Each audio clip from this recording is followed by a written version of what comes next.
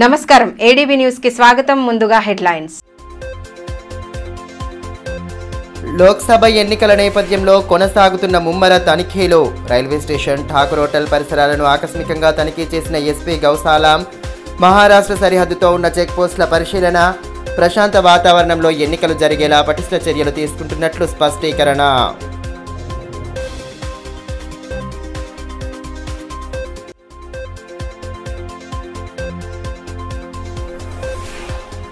జోరందుకున్న ఎన్నికల ప్రచార పర్వం.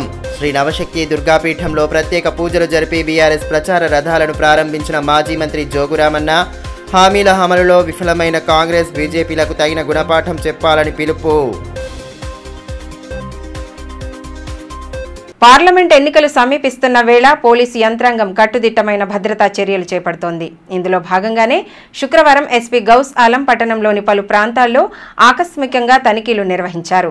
రైల్వే స్టేషన్, ఠాకూర్ హోటల్ పరిసర ప్రాంతాలను పరిశీలించి వాహనాలను క్షుణ్యంగా తనిఖీ చేశారు.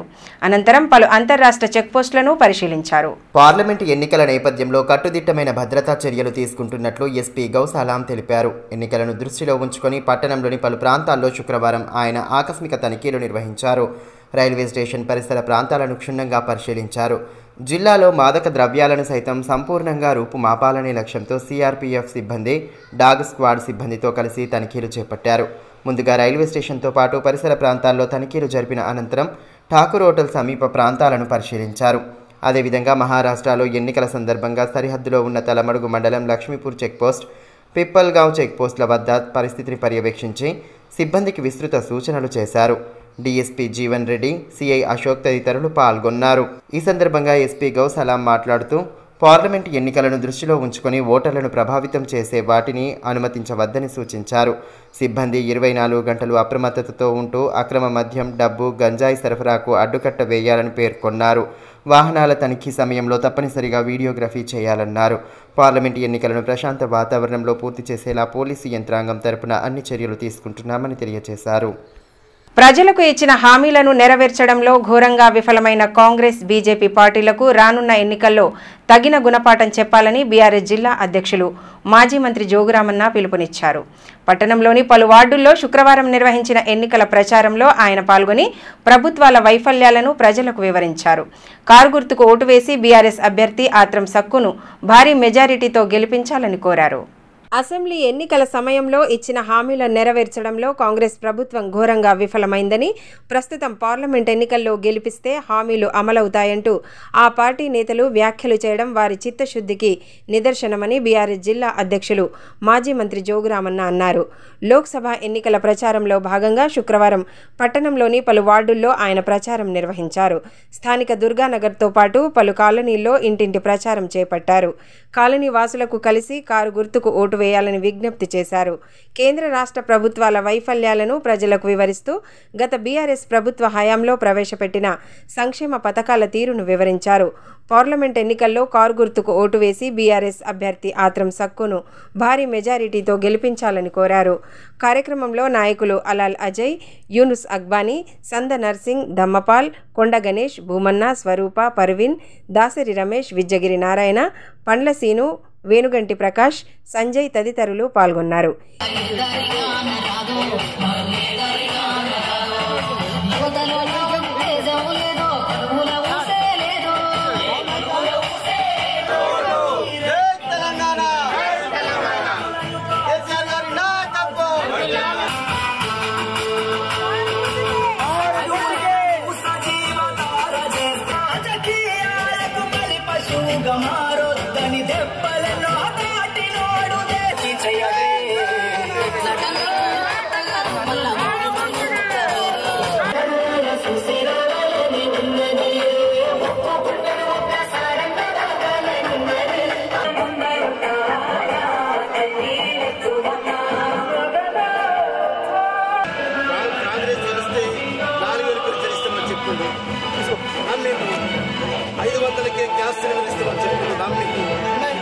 మీరందరూ మరలా పాడగట్టులందరూ కారుకి ఇప్పించేటట్టు ప్రయత్నం చేయాలి. ఈ మేరకు మాజీ మంత్రి జోగురామన్న మాట్లాడుతూ గత అసెంబ్లీ ఎన్నికల సమయంలో బూటకపు హామీలు ఇచ్చి గద్దెనెక్కిన కాంగ్రెస్ ప్రభుత్వం ప్రస్తుతం వాటిని అమలు చేయడంలో పూర్తిగా విఫలమైందని ఆరోపించారు. మహిళలకు 2,500 రూపాయల పెన్షన్, కళ్యాణ లక్ష్మి కింద తులం బంగారం వంటి హామీలను బుట్టదాఖలు చేసిందని మండిపడ్డారు. 100 రోజుల్లో 6 గ్యారంటీలను అమలు చేస్తామని చెప్పిన ముఖ్యమంత్రి ప్రస్తుతం పార్లమెంట్ ఎన్నికల్లో గెలిపిస్తేనే పథకాలు కొనసాగుతాయని వ్యాఖ్యలు చేస్తున్నారంటూ ధ్వజమెత్తారు. గత బీఆర్ఎస్ ప్రభుత్వ హయాంలో అర్హులైన ప్రతి ఒక్కరికి సంక్షేమ పథకాల ఫలాలు అందుతాయని స్పష్టం చేశారు. ప్రజల ఆకాంక్షలను గుర్తించలేని బీజేపీ, కాంగ్రెస్ పార్టీలకు రానున్న ఎన్నికల్లో గుణపాఠం చెప్పాల్సిన అవసరం ఉందని పేర్కొన్నారు.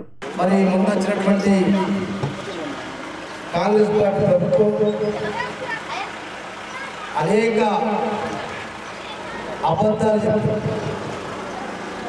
అబద్ధాలు చెప్పి ఓట్లు వేసుకున్నారు, సీట్లలో కూర్చున్నారు. ఏం చెప్పిన వారు ప్రతి ఇంటి కోడలు, ప్రతి ఇంటి ఆడబిడ్డ 2,500 రూపాయలు మహాలక్ష్మి పేరుతోటి 2,500 పెన్షన్ ఇస్తామంట. పాపం మా చెల్లెళ్ళు, అక్కలు, కోడలు నమ్మి కొత్తగా ఇస్తున్నాడు. కాంగ్రెస్ వాళ్ళు మహాలక్ష్మి పేరు పెట్టిండ్రు. 2,500 रुपये पेंशन देता मल्ला नाही देते. आता कल्याण लक्ष्मी कामला केसीआर साहेब 1,116 रुपये देते ते जोडून आम्ही 1 तुला सोना मिळून देते म्हणून मल्ला ते सुद्धा नाही भेटते. आता आणि कामला गॅस सिलेंडर तुम्ही 500 रुपये भरा, आम्ही सरकारकडून 500 रुपये पेन्शन देतो म्हणून म्हणला ते आतापर्यंत नाही भेटताय. तुम्हाला सगळ्याला माहिती आहे. 2,000 पेन्शनले 4,000 म्हणून करता म्हणून देता म्हणून म्हणला नाही देते. काहून नाही भेटते ना त्यासाठी आम्ही का सांगतो म्हणता रेवंत रेड्डी 100 दिवस मंदी 100 दिवस तुम्ही हे सगळे काम आम्ही करते म्हणून ते वादा केला. आता का म्हणताय, आता आमच्या एमपी तुम्ही वोट टाकला तरी हे सगळे काम होते म्हणून आता म्हणता. ते एमएलए साठी काम आणला, हे सगळे काम मी सांगणार ते काम पुरा 100 दिवस करता म्हणून म्हणला. आता का म्हणताय, आता तुम्ही आमच्या एमपी सुंदराबाईला टाकल्या तरी ते सगळे काम राहायचे नाही ते बंद होते म्हणून म्हणताय. ते 3-4 दिवस पुढे रेवंत रेड्डी आदिलाबाद मध्ये सभामध्ये सांगा, तुम्हाला सगळ्यांना माहिती. मी काहून म्हणत आता हे सगळे काम सगळे गोष्टी सांगून लाभाड गोष्ट सांगून एक काम नाही गरीबसाठी काम नाही होते म्हणून आता तुम्ही हे पार्लमेंट इलेक्शन म्हणता आमच्या सत्य समस्या काम चिन्हावर टाकून आमच्या आश्रम सगळे तुम्ही जिंकवलं तरी आम्ही पार्लमेंट मध्ये आमच्या एमपी तुम्ही सगळे वोट टाका. ఆధ్యాత్మికత ఉట్టిపడేలా వేడుకలను ఘనంగా జరుపుకోవడం అభినందనీయమని ఎమ్మెల్యే పాయల్ శంకర్ అన్నారు. పట్టణంలోని రవీంద్రనగర్లో నూతనంగా నిర్మించిన పోచమ్మ తల్లి ఆలయ విగ్రహ ప్రతిష్టాపన వేడుకల్లో ఆయన పాల్గొన్నారు. ఈ సందర్భంగా నిర్వాహకులు ఆయనకు సాదర స్వాగతం పలికారు. అనంతరం ఎమ్మెల్యే తన సతీమణి పాయల్ ఉమతో కలిసి ప్రత్యేక పూజలు జరిపారు. ఆలయ ప్రాంగణంలో నిర్వహించిన హోమాది క్రతువుల్లో పాల్గొని వేద పండితుల ఆశీర్వచనాలు స్వీకరించారు. కాలనీకి చెందిన మహిళలు అమ్మవారికి సామూహిక బోనాలు సమర్పించి మొక్కులు చెల్లించుకున్నారు. ఈ మేరకు ఎమ్మెల్యే పాయల్ శంకర్ మాట్లాడుతూ కాలనీ వాసులంతా ఐక్యంగా ఉండి ఆలయాన్ని నిర్మించుకోవడం పట్ల హర్షం వ్యక్తం చేశారు. ఆధ్యాత్మిక మార్గంలో పయనిస్తూ ప్రశాంత జీవనాన్ని గడపాలని సూచించారు. పార్లమెంట్లో తెలంగాణ గొంతుక వినబడాలంటే కేవలం బీఆర్ఎస్తోనే సాధ్యమని మాజీ మంత్రి జోగురామన్న పునరుద్ఘాటించారు. పట్టణంలో లోక్సభ ఎన్నికల ప్రచారం ప్రారంభించిన నేపథ్యంలో శుక్రవారం శ్రీ నవశక్తి దుర్గాపీఠంలో ఆయన ప్రత్యేక పూజలు జరిపారు. ప్రచార రథాలకు పూజలు చేసి ప్రారంభించారు. అన్ని వర్గాలకు అండగా నిలుస్తూ ప్రజాహితమే లక్ష్యంగా గత బీఆర్ఎస్ ప్రభుత్వం సమర్థవంతమైన పాలన అందించిందని, పార్లమెంట్లో తెలంగాణ గొంతుక వినబడాలంటే కేవలం బీఆర్ఎస్తోనే సాధ్యమని ఆ పార్టీ జిల్లా అధ్యక్షులు మాజీ మంత్రి జోగురామన్న స్పష్టం చేశారు. పట్టణంలోని లోక్సభ ఎన్నికల ప్రచార పర్వాన్ని పార్టీ శ్రేణులు శుక్రవారం ప్రారంభించిన నేపథ్యంలో స్థానిక శ్రీ నవశక్తి దుర్గాపీఠంను దర్శించుకుని ప్రత్యేక పూజలు జరిపారు. ఆలయ ప్రధాన అర్చకులు శ్రీ కిషన్ మహారాజ్ వేద మంత్రోచ్చారాల నడుమ పూజలు జరిపి అమ్మవారిని ఆరాధించారు. ప్రత్యేక హారతులు అందజేసి పండితుల ఆశీర్వచనాలు స్వీకరించారు.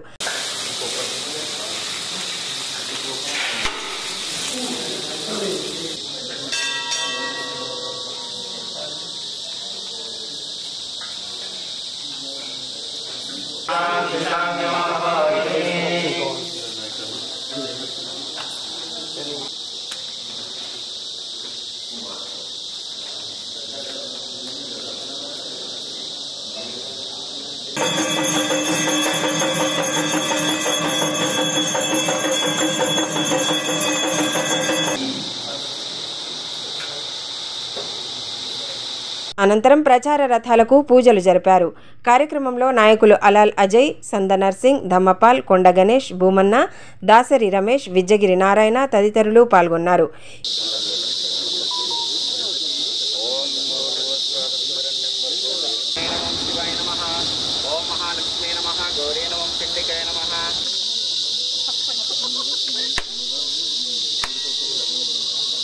ఈ సందర్భంగా మాజీ మంత్రి జోగురామన్న మాట్లాడుతూ, తెలంగాణ ఏర్పడిన తర్వాత 10 సంవత్సరాలు పాలించిన బీఆర్ఎస్ పాలనలో అర్హులైన ప్రతి ఒక్కరికి సంక్షేమ పథకాల ఫలాలు అందాయని, రాష్ట్రం అభ్యున్నతి బాటలో నడిచిందని పేర్కొన్నారు. ప్రస్తుత కాంగ్రెస్ ప్రభుత్వం ఇచ్చిన హామీలను నెరవేర్చడంలోనూ పూర్తిగా విఫలమైందని మండిపడ్డారు. కేంద్రంలోని బీజేపీ ప్రభుత్వం ఆదిలాబాద్ అభివృద్ధిని విస్మరించిందని ధ్వజమెత్తారు. జిల్లా అభివృద్ధిపై బీజేపీ నిర్లక్ష్య ధోరణి ప్రదర్శించిందని అన్నారు. పార్లమెంట్లో తెలంగాణ గొంతుక వినబడాలంటే అది కేవలం బీఆర్ఎస్తోనే సాధ్యమని పునరుద్ఘాటించారు. దేశంలో ఉన్నటువంటి మతతత్వ శక్తులు మతము పేరుతోటి, కులాల పేరుతోటి రెచ్చగొట్టే కార్యక్రమాలు ఎన్నికల ప్రచారంలో జరుగుతుంది.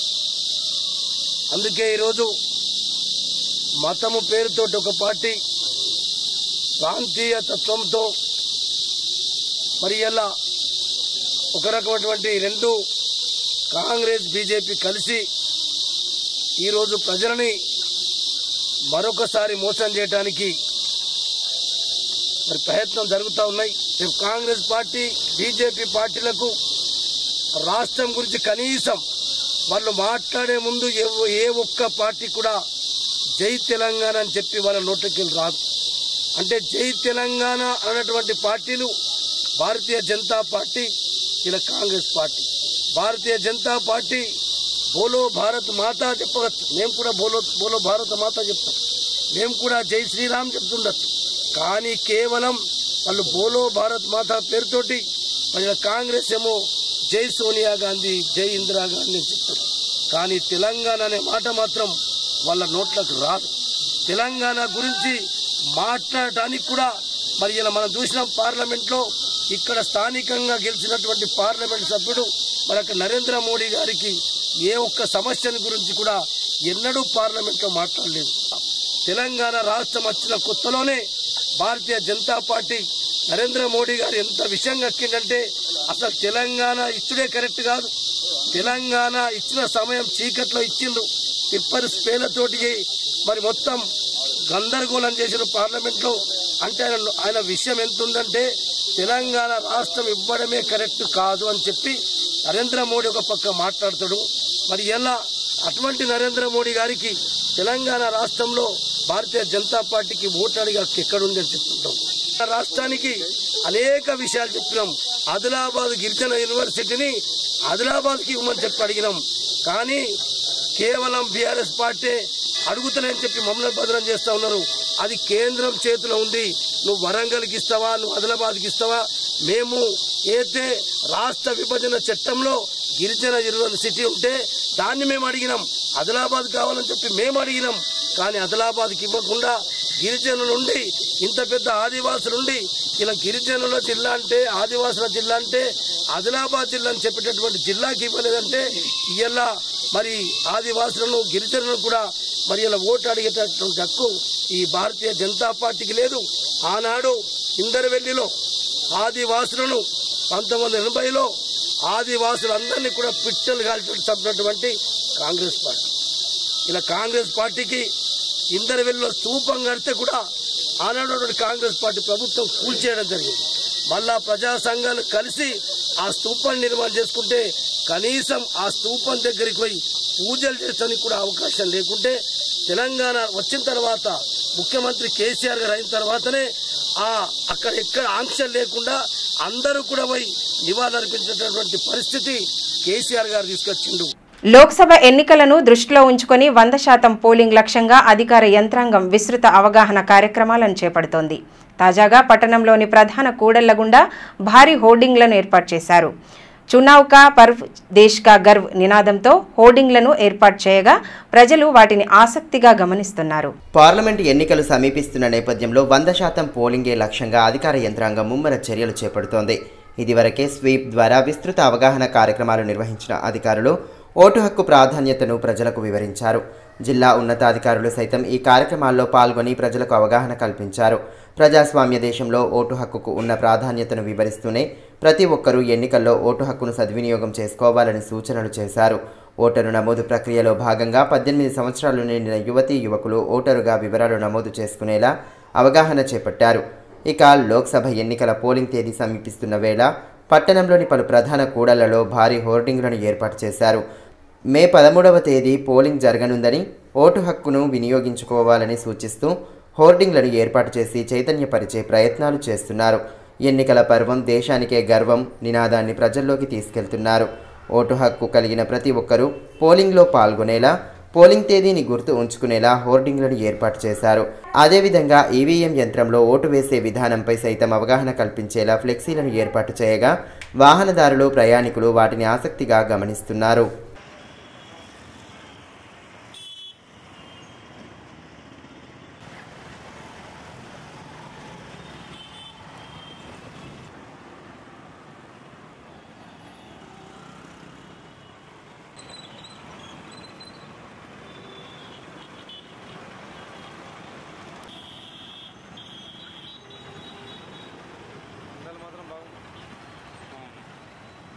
జైనత్ మండల కేదార్పూర్ గ్రామంలో హనుమాన్ ఆలయ విగ్రహ ప్రతిష్టాపన వేడుకలు అట్టహాసంగా సాగాయి.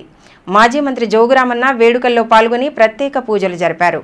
హోమాది క్రతువుల్లో పాల్గొని ఆంజనేయ స్వామిని ఆరాధించారు.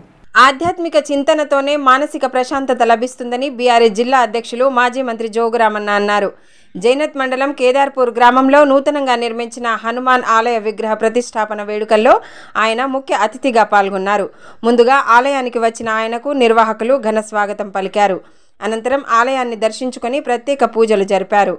ఆంజనేయ స్వామిని ప్రత్యేక హారతులతో కొలిచి వేద పండితుల ఆశీర్వచనాలను స్వీకరించారు. హోమాది క్రతువుల్లో పాల్గొన్నారు. విగ్రహ ప్రతిష్టాపనను పురస్కరించుకొని నిర్వహిస్తున్న వేడుకల వివరాలను ఆలయ కమిటీ సభ్యులు వివరించారు. ఈ మేరకు మాజీ మంత్రి జోగురామన్న మాట్లాడుతూ కేదార్పూర్లో హనుమాన్ ఆలయ నిర్మాణానికి గత బీఆర్ఎస్ ప్రభుత్వ హయాంలో 12 లక్షల రూపాయల నిధులను కేటాయించడం జరిగిందని గుర్తు చేశారు. ఆలయాల నిర్మాణాలు అభివృద్ధికి గత బీఆర్ఎస్ ప్రభుత్వం విశేష కృషి చేసిందని పేర్కొన్నారు. గ్రామీణ ప్రాంతాల్లో ఆలయాలను నిర్మిస్తూ ఆధ్యాత్మిక వేడుకలను అట్టహాసంగా జరుపుకోవడం పట్ల హర్షం వ్యక్తం చేశారు. సన్మార్గంలో నడుస్తూ ప్రశాంత జీవనాన్ని గడపాలన్నారు. ఆంజనేయ స్వామి కృపతో సమస్త ప్రజానికం సుభిక్షంగా జీవించాలని ఆకాంక్షించారు.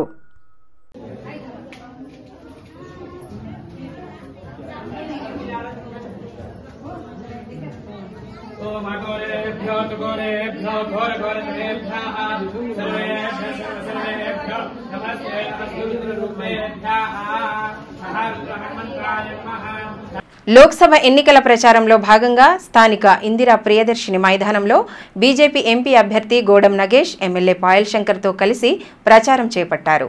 నడక సాధకులను కలిసి సరదాగా వారితో ముచ్చటించారు. కమలం గుర్తుకు ఓటు వేయాలని అభ్యర్థించారు. కార్యక్రమంలో బీజేపీ నేతలు ఆదినాథ్, అశోక్, లాలామున్నా, జోగురవి, ఆకుల ప్రవీణ్, వేదవ్యాస్, భీమ్సేన్ రెడ్డి తదితరులు పాల్గొన్నారు.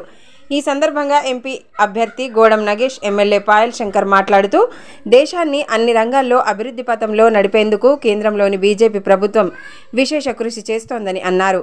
రానున్న ఎన్నికల్లో కమలం గుర్తుకు ఓటు వేసి భారీ మెజారిటీతో గెలిపించాలని కోరారు.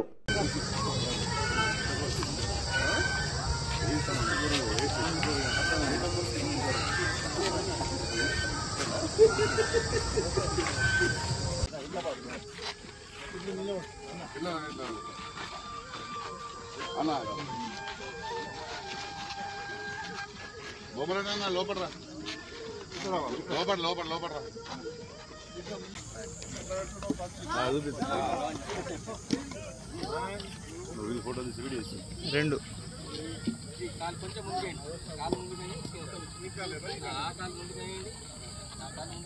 తలమడుగు మండలం దేవాపూర్ గ్రామంలో శునకాలు దాడి చేయడంతో 13 గొర్రెపిల్లలు తీవ్రంగా గాయపడి మృతి చెందాయి.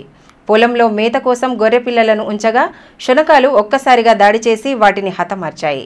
మండల పశు వైద్యాధికారి దూద్రాం రాథోడ్ ఘటనా స్థలానికి చేరుకొని వివరాలు సేకరించారు. తలమడుగు మండలం దేవాపూర్ గ్రామంలో కుక్కలు దాడి చేయడంతో 13 గొర్రెపిల్లలు మృత్యువాత పడిన ఘటన చోటు చేసుకుంది. గ్రామానికి చెందిన మద్దుల గంగారెడ్డి అనే రైతుకు ఉన్న గొర్రెల మేత కోసం తన స్వంత పొలంలో నివాసం ఏర్పరిచాడు. గురువారం సాయంత్రం గొర్రెలను తీసుకువచ్చి పొలంలో కంచె లోపల ఉంచి సద్దన్నం కోసం ఇంటికి వెళ్లేసరికి ఎవరూ లేని సమయంలో 3 కుక్కలు గొర్రెపిల్లలపై దాడి చేశాయి. ఈ ఘటనలో 13 గొర్రెపిల్లలు తీవ్రంగా గాయపడి మృతి చెందాయి. విషయం తెలుసుకున్న మండల పశు వైద్యాధికారి దూద్రాం రాథోడ్ ఘటనా స్థలానికి చేరుకొని పంచనామా నిర్వహించారు. కుక్కల దాడిలో 13 గొర్రెపిల్లలు మృతి చెందాయని, వీటి విలువ దాదాపు 50,000 వరకు ఉంటుందని ఈ సందర్భంగా ఆయన తెలిపారు. ఘటనపై పూర్తి వివరాలను సేకరించి ఉన్నతాధికారులకు నివేదిక సమర్పిస్తామని పేర్కొన్నారు. కాగా శునకాల దాడి ఘటన గ్రామస్తులను భయాందోళనకు గురి చేస్తోంది. సంబంధిత అధికారులు వెంటనే స్పందించి వీధి కుక్కల బెడద తప్పించాలని స్థానికులు కోరుతున్నారు. ఈరోజు తలమడుగు మండలము దేవాపూర్ గ్రామానికి చెందిన మద్దుల గంగారెడ్డి అనే రైతుకు చెందిన గొర్రె పిల్లలను ఊరి కుక్కలు నిన్న సాయంత్రము 5:30 ప్రాంతంలో అనేక బంజరి దొడ్డిలో చొరబడి వీటిని హతమార్చినాయి. ముఖ్యంగా ఈ రైతుకు 120 గొర్రెల వరకు ఉన్నాయి. తన యొక్క సొంత పొలం లోపల ఇక్కడ మేపడానికని చెప్పేసి ఇక్కడ తీసుకురావడం జరిగింది. అయితే వీటిని మూడు ఊరి కుక్కలు చొరబడి చంపేసినాయి. అయితే వీటి యొక్క విలువ దాదాపు 50,000 వరకు ఉంటుందని చెప్పేసి ఈ సందర్భంగా తెలియజేస్తున్నాను. రైతుల కోరిక మేరకు ఈ చనిపోయిన వాటి నష్టపరిహారం గురించి పై అధికారులకు విన్నవిస్తానని చెప్పేసి ఈ సందర్భంగా నేను తెలియపరుస్తున్నాను. వార్తలు ముగించే ముందు హెడ్లైన్స్ మరోసారి. లోక్సభ ఎన్నికల నేపథ్యంలో కొనసాగుతున్న ముమ్మర తనిఖీలు. రైల్వే స్టేషన్, ఠాకూర్ హోటల్ పరిసరాలను ఆకస్మికంగా తనిఖీ చేసిన ఎస్పీ గౌసాలాం. మహారాష్ట్ర సరిహద్దుతో ఉన్న చెక్పోస్టుల పరిశీలన. ప్రశాంత వాతావరణంలో ఎన్నికలు జరిగేలా పటిష్ట చర్యలు తీసుకుంటున్నట్లు స్పష్టీకరణ.